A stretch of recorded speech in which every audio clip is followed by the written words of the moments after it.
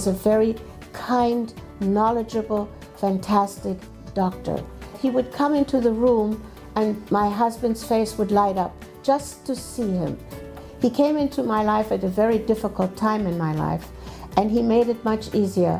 He took care of my husband, who was very, very ill, and I feel that if Dr. Poon would have come into our lives earlier, his knowledge would have been able to help my husband live longer. But unfortunately, that wasn't in the cards. I had what you call, it's a stroke, a slight stroke, which turned into fibrillation. And Dr. Poon has been taking care of me ever since. This medication has been fantastic. He gave me this imaging in which he knows exactly what there is in my heart, around my heart, and with my heart. And for this I'm very thankful, and I know that he is absolutely the best.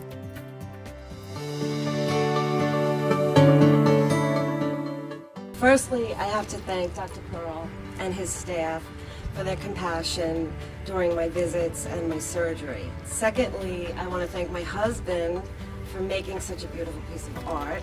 And lastly, this is really for the patients that have to come here. I know my first time here, it was very scary to see the word cancer. It seems so big to me.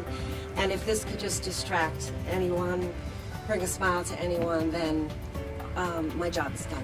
So thank you. I'm here today because I've had this procedure, very happy about it. I was in the bulk of February in the hospital, in and out, home for one day and back again, and then finally decided the ablation was the way to go. And after that, I have my life back. And I said, Dr. Rashba, we have to do the ablation. This is not a life. It was putting my children through everything. They were so stressed about me. And I had a bat mitzvah coming up like 3 weeks later from my oldest granddaughter.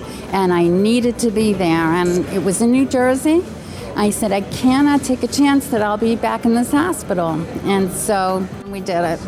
I was able to socialize, walk around, wear high heels. I even bought a new dress, so I'm very pleased.